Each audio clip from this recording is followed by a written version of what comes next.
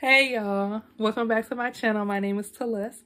If this is your first time tuning in, thank you so much for joining me, and for all the people that have been rolling with me, thank you so much for coming back. I guess in a previous video, I guess I will do that one first, you will see me trying to combine locks or whatever, but I didn't really talk about why I'm doing that. So in this video, I kind of just want to get into it and just kind of like vent to y'all and just kind of, you know, let y'all know where I'm at with my hair.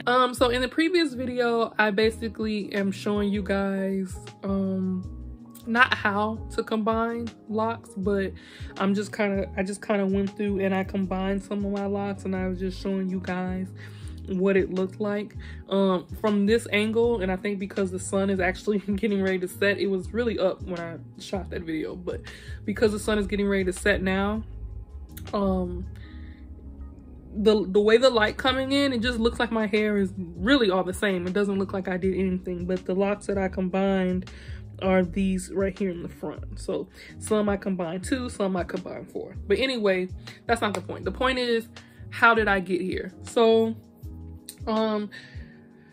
for those of you who have been with me, you know that I've been going through this thing where I don't know what to do with my hair. I've been considering combining, I've considered cutting, which y'all saw me cut, right? And recently, I think I might have talked about this recently, I've been kind of regretting cutting my hair, and even though it was necessary, I've been regretting it, and I've been dealing with lock envy, particularly because, you know, as I approach my 4th year being SISTERLOCKS, I don't feel like I've really accomplished anything with my hair, which I will get into that in a minute. But I look around, I see people who started with me. Their hair is like long and flourishing, and I feel like I'm still stuck at square one, you know? And it really feels like that because I feel like my hair was this long in my first year. Like, it really was this length. So to be 4 years SISTERLOCKS and to still be at this length, although it's because I've cut and colored, it's because of what I've done, not because of something else. It's just been really kind of difficult for me to deal with that. Hey y'all, so this is editing me. I didn't say this, I think, in the video, but I've also had people ask me like, oh, are you trying to keep your hair short on purpose? Like, do you want to stay at that length? I've seen you, you know, for a long time, and your hair has just always been that short. Are you trying to keep it that short? So I think some of the feelings that I'm having are also like compounded by the fact that, you know, it seems like other people are like making comments on my hair as well, which are kind of like, I don't know, it can kind of be a little discouraging, you know, in the grand scheme of things. If I'm being honest, like, it's just been, it just made me feel like I'm back at square one. Out of nowhere, I've had this increased desire for long locks. And honestly, when I first got SISTERLOCKS, that was my goal. I wanted to have long locks. And I mean, over time, it kind of died down because I guess I was just doing so much to my hair. But I guess I'm back in that place again. And so wanting long locks and then also feeling like I'm at square one from day one has just been like kind of messing with me mentally. So that's one aspect. The second aspect, I don't even know if I should go down the maintenance rabbit hole. Like, how many times on this channel have I talked about the pains of self-retightening? And even though I'm not self-retightening right now, I'm going to my SISTERLOCKS consultant. It's still kind of overwhelming in a sense that I know, like, okay, every 5 weeks I have to go get my hair done. And if you go outside of that 5-week time frame, then it becomes a thing of, okay, well, now I'm gonna have to sit in the chair longer, and now I'm gonna have to pay more money. And that's currently where I am now. My next SISTERLOCKS appointment is February 26th. But my last Sister Lock appointment was December 26th, or 27th, to like two or 3 days after Christmas or something like that. And so at that point, it would have been 2 months, which means I probably will have to pay a little bit more, and sit a little bit longer, which is honestly dreadful. And it's not dreadful because of anything my Sister Lock consultant is doing. It's just dreadful because having Sister Locks or microlocs, depending on how many you have, is just so much that goes into it. And I'm not interested in it anymore. I'm not interested in hour-long reties. I'm just not interested, like, at all. I'm not interested. Also, I've gained a new appreciation for thicker locks. And I've noticed that some of my locks in the front barely look like locks. Like, they look like, I don't know. I feel like they just look like strands. And I think as I go forward in my journey, I want it to look like I have locks. Like, I want it to be clear that I have locks. And sometimes I just feel like, especially with how small the front ones look, it doesn't look like the style that I'm going for.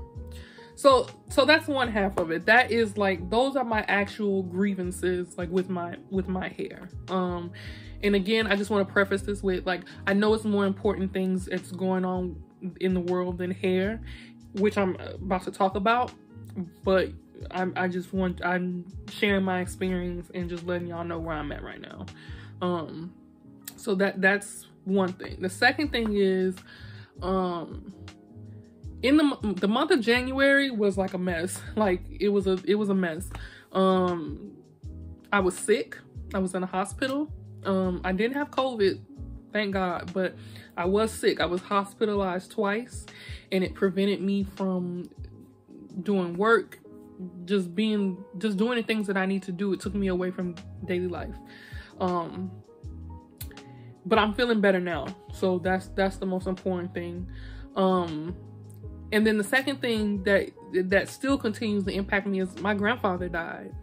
And the way that it happened to me, the way that it happened will forever, like, impact me. So I had spoke to him on January 1st, and I had spoke to him on January 5th, which was his birthday. So I called him for New Year's, and I called him for his birthday, and I was able to talk to him. And then a week later from his birthday, he passed away. And it just really messed me up. Like, it's still messing me up, because, like, when I called him for his birthday, I had no idea that was gonna be the last time I talked to him. No idea. And, you know, I was close to all my grandparents in different ways, but I was definitely closest to him, I think. And so to hear his voice and to know how he sounds and to know how he thinks and just, you know, really have a relationship with him, and then for him to, like, be gone, it messed me up, period. Like, I don't even know how to go into, well, actually, I am gonna film another video about, like, grief and loss, but long story short, it really mentally impacted me, and it made me feel like I had no control. So on top of dealing with my grandfather's death, on top of being sick, I just felt like I had no control. And in some ways I still feel like that, I guess, because I guess it's still impacting me. And so I say that to say that I'm aware that a lot of these things that I'm going through with my hair may be the result of me feeling like I have no control. And so because I'm feeling like I have no control, I may be wanting to take it out on my hair, because my hair is something that I can't control. And so I'm just really, where I am now is I've just been really having this internal struggle, this internal battle between what to do with my hair, and also creating a positive self-image for myself, because on one hand, like I said in the beginning, my hair really is getting on my nerves because of what I named. But also, there's also other things going on that may be causing me to want to take these things out on my hair. And so something else that I've realized too is that this journey is lock journeys are basically built around patience.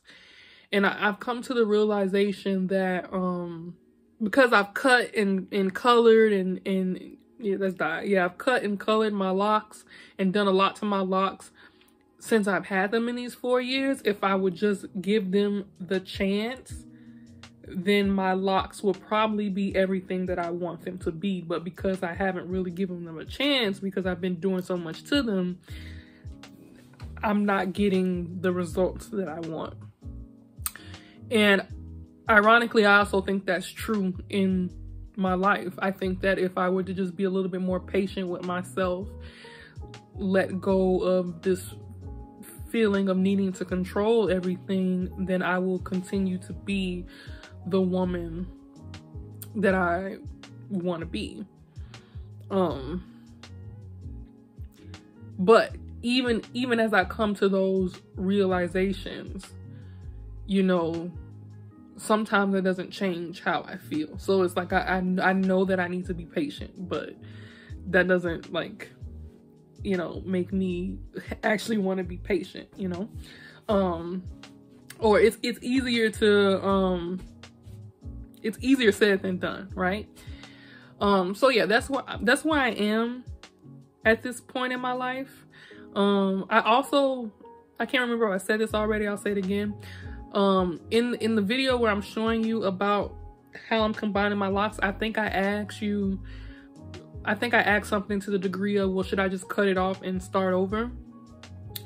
And that is a question that I'm still dealing with, because I've seen some people say that, like, if you are trying to get a new lock size or you want a certain look with your locks, instead of combining, it may be just best to cut it off and start over. Especially because I'm in a situation where my locks are mature, so I'm gonna be trying to force 2 mature locks to come together. It's not like loose hair when they have to mat. Like, this hair is already matted, so now I gotta wait for it to, like, two tangled strands to tangle upon themselves, which can potentially take a longer time. I reached out to one of my SISTERLOCKS consultants, and she told me, like, yo, that's gonna be a process. And so even though I asked that question, I don't think that is a likely option, because and I mean cutting my hair off. I don't think cutting my hair off and starting over is an option, simply because if I want long locks and I want whether they're thick or small or whatever, if I keep cutting my hair, like, I'm never gonna get to where I want to get to. So I don't think that cutting my hair is an option I will take. But I also can recognize that sometimes, like, Gifty from the channel Finetti Woman, she installed, I think it's called Finetti Woman, maybe it's just Finetti, but anyway, she installed a beautiful set of DIY locks, and she is also contemplating cutting hers. And she said something that really stuck with me. She said she used to want to, like, get to, like, shoulder length hair, but she realized that the destination is the journey. And she said it more beautifully than I could, but she said the destination is not shoulder length hair, but, like, the destination is the actual journey itself. Also, seeing all the people that I started out with, especially in the YouTube community, combine is not helpful. We all know Lavinia Living Life. She just combined her locks and they are absolutely gorgeous. They are gorgeous. Mo from Mo's World, she just combined her locks. My girl Tiffany, she combined her locks. another YouTube vlogger, I think it's, her channel is It's Sonia. She also combined her sister locks a while back. So seeing all these people combine their sister locks and then dealing with these feelings is like, kind of made me feel like I'm like missing out. And so that's why I guess I am taking the steps to combine. I'm just trying to figure out how I want to do that and what will be the best way to do that. Not just on a practical level, but also on a spiritual level, right? Because you can't just do things because you see everyone else doing it. You know, you have to make the best decision for you. It's just really an internal battle that I'm having right now. And I know ultimately no one can tell me what to do. I have to make the decision that's best for me. I guess to be quite honest, I'm just afraid.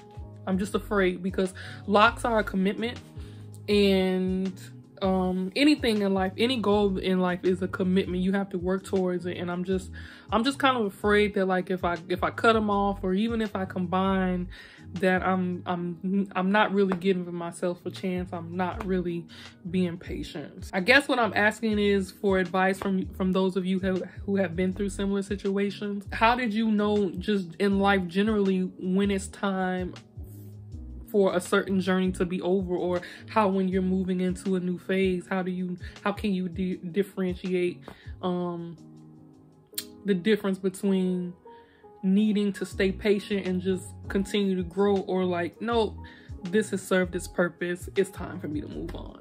So I hope that makes sense. I welcome all your advice. I look forward to seeing you guys in the next video. Bye.